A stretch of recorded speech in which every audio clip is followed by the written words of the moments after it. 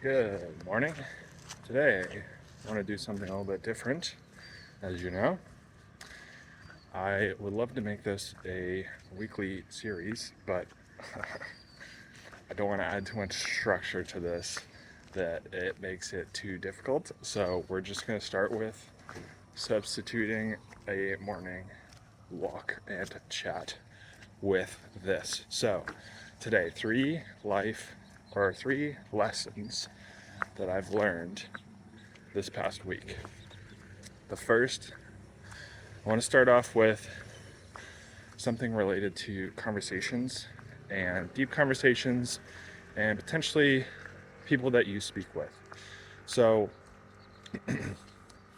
I had this conversation with my cousin last week, or towards the earlier part of last week, and we're very close, and I feel like we're both able to open up very well. And we got into conversation about relationships, and I was hearing her talk about kind of relationship dynamics.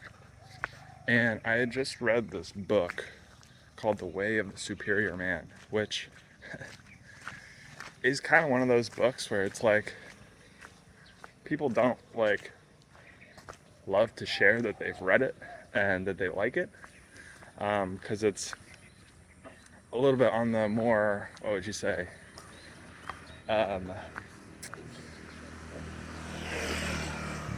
it's a little bit more different, you know, stretches the boundaries. We'll leave it at that.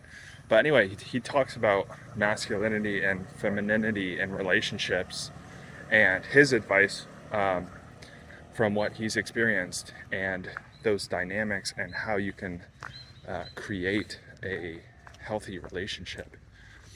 And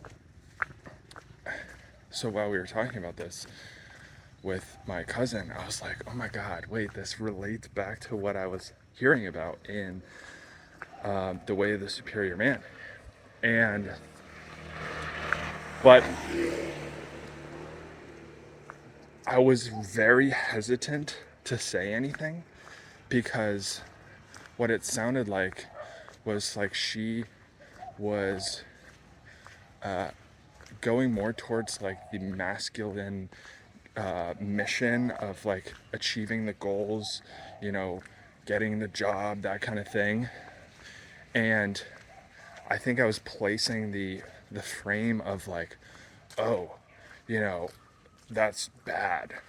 And like she really wants to be, or she would or should or could really want to be feminine in a relationship. And so I was really struggling to like, I wanted to acknowledge this and bring it up, but I didn't want to frame it as like, oh, like you sound really masculine. And so I was really like trying to like craft like the right question or something to bring up. And eventually I was like, I don't know. So I just like tried to speak about it in a very respectful manner, and it turns out she was like very receptive to it, and and that was not what I was expecting. Like, turns out she had talked about masculine, feminine, like roles and relationships, like with her partner and past partners, um, and like she's thought a lot about this, and I was like, whoa. Like when you speak to someone who I feel is very like emotionally mature and open, what I learned was like you don't I almost want to say like you don't need to like hold back anything. Like I felt very almost taboo about speaking about that, but it turns out she was very receptive to it. So that is, oh my gosh, this is beautiful. That was lesson number one. I'll get better at this, don't worry. Um, Lesson number two relates to kind of your mindset. and that you probably know what to do. You're just waiting for someone to validate. I want to talk about this decision to start getting back on YouTube after I first show you this incredible view.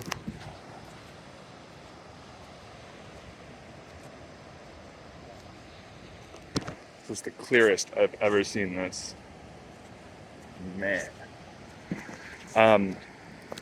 When I was deciding to start back up YouTube, the idea originally started, or the idea came to my mind, and then I wrote it down in my phone as like okay, like I wanna like think through this process, and it was in my phone for like 2 or 3 days. I've like remember to like take an hour and like think through this decision, but in that time period, I kept thinking like I kept envisioning doing it again. And then when I finally sat down with ChatGPT, because that was my way of helping, I used it as a life coach basically. And I was typing up my responses. I was like, I want to do it. I'm thinking about doing it, but like I'm worried about like logistically how to do this or like where to do this, and I'm worried about like how it might turn out. And as I was writing that, the ideas were coming to my mind like, oh, well, like what if you just published the videos that you do on your morning walks? Or what if you got up earlier and made the videos in the corner when nobody else is around in the hostel? And I kept seeing those thoughts, and I was like you're solving the problem for me. And so what I learned from this is that like I already knew I wanted to do this. I was just waiting for someone to validate, or someone to like give me the okay that like this is a good decision. And there's some excuses and some like things that do logistically need to be worked out, at least in this situation. But it was acknowledging those thoughts that kept coming into my mind, like that were solving the problem for me. And I think when I start envisioning the thing, doing the thing, I think I've made the decision already. And so I just need to learn to listen to that, listen to my gut in that situation. So that was number 2. Number 3 is very practical and actionable, potentially.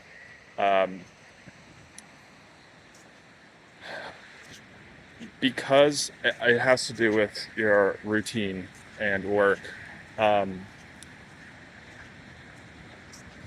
Typically, when I work, I don't turn my phone off, do not disturb, or look at emails or look at anything until noon. Now, that's changed because of the time zone difference. And so, like if my family texts me and I don't respond until noon, like they're already asleep. And so like it's like my mornings and my evenings are times when like I can communicate with the Western world. And so I've started to take my phone off do not disturb like in the mornings, as well as part of this business venture is cold emailing bloggers.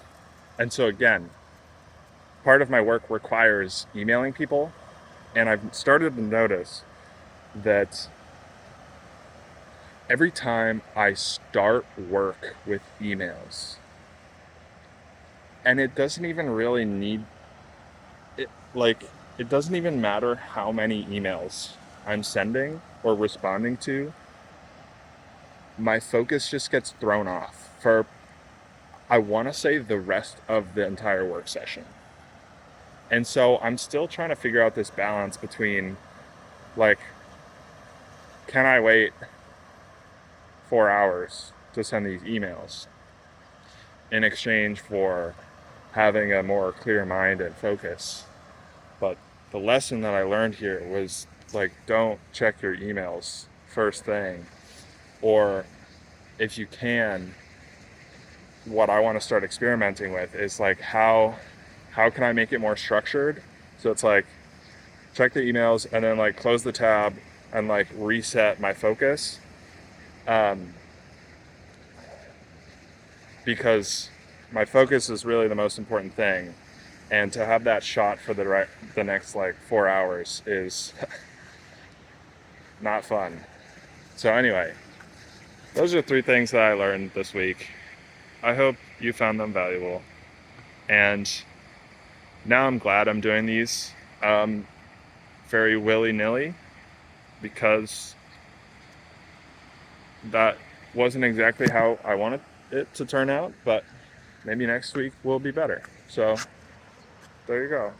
I'll leave you with this view again, which is very beautiful. See you tomorrow.